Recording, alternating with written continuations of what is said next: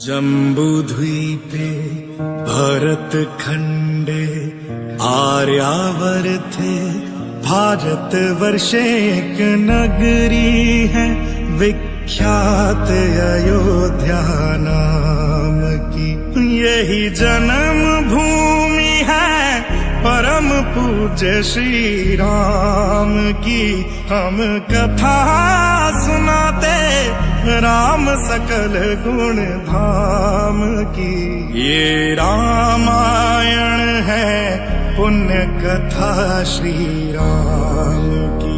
ये रामायण है पुण्य कथा श्री राम की। हम कथा सुनाते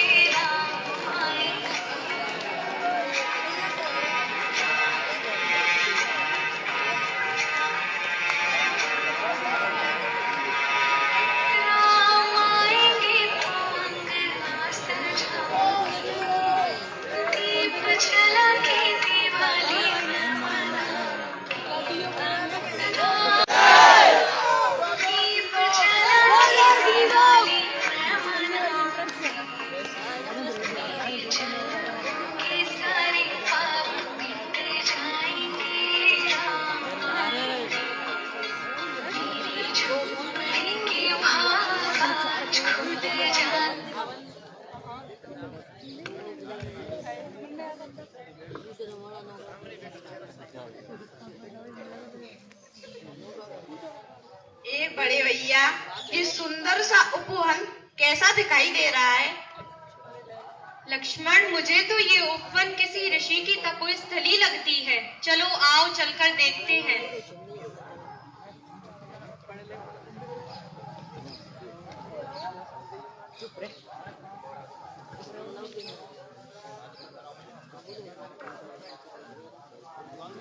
ये दो साधु कौन आ रहे हैं? चलो चलकर देखते हैं। मुझे तो लगता है कि मेरे प्रभु आ रहे हैं। आप आ रहे प्रभु, चलो चलकर आसन ग्रहण करो।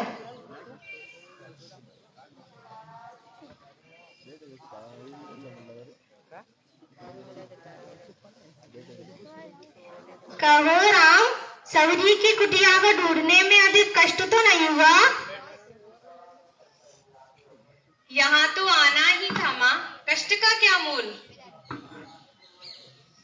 जानते हो राम, तुम्हारी प्रतीक्षा तब से कर रही हूँ जब तुम जन्मे भी नहीं थे।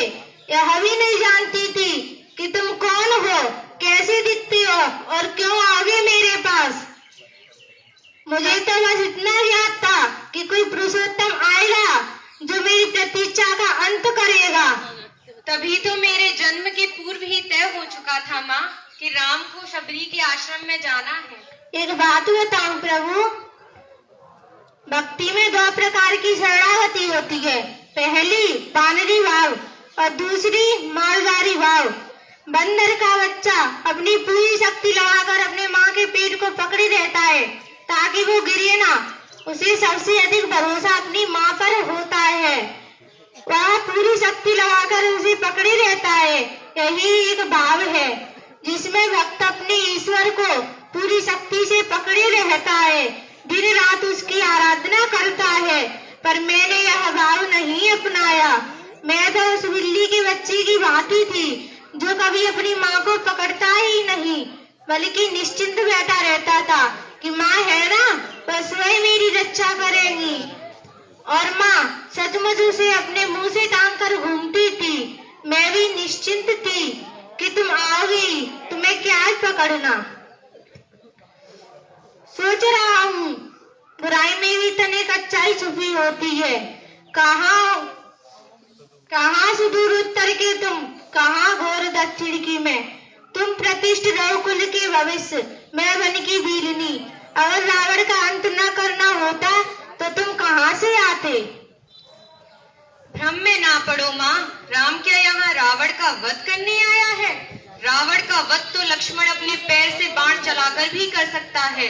राम तो हजारों कोस चलकर इस गहन वन में आया है तो केवल तुमसे मिलने आया है माँ, ताकि हजारों वर्षों के बाद भी जब कोई भारत के अस्तित्व पर प्रश्न खड़ा करे तो इतिहास चिल्लाकर उत्तर दे कि नहीं, इस राष्ट्र को क्षत्रिय राम और उसकी भीलनी माँ ने गढ़ा है। जब कोई भारत की परंपराओं पर उंगली उठाए तो काल उसका गला पकड़कर कहे कि नहीं, यह एकमात्र ऐसी सभ्यता है जहां एक राजपुत्र वन में प्रतीक्षा करती एक वनवासी से भेंट करने के लिए 14 वर्ष का वनवास स्वीकार करता है। राम यहाँ आया है ताकि जब युगों का इतिहास लिखा जाए तो उसमें अंकित हो कि शासन, प्रशासन, सत्ता जब पैदल चलकर वन में रहने वाली समाज के अंतिम व्यक्ति तक पहुंचती है तभी वह राम राज्य है। राम वन में इसीलिए आया है ताकि भविष्य स्मरण रखे कि प्रतीक्षाएं अवश्य पूरी होती हैं। राम यहाँ रावण को मारने भर के लिए नहीं आया माता।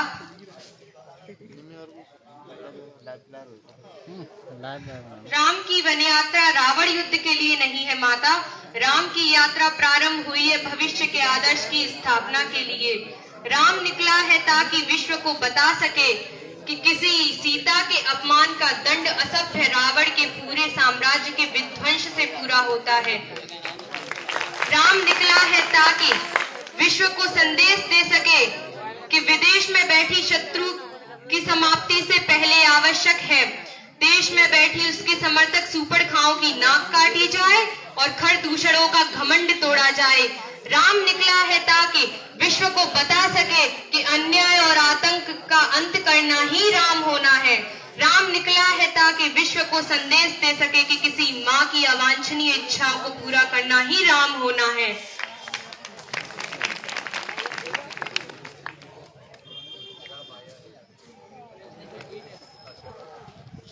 राम आया है ताकि युगों को बता सके कि रावणों से युद्ध केवल राम की शक्ति से नहीं बल्कि सबरी के आशीर्वाद से भी जीते जाते हैं। मेर खाओगे राम? बिना खाए जाऊंगा भी नहीं माँ।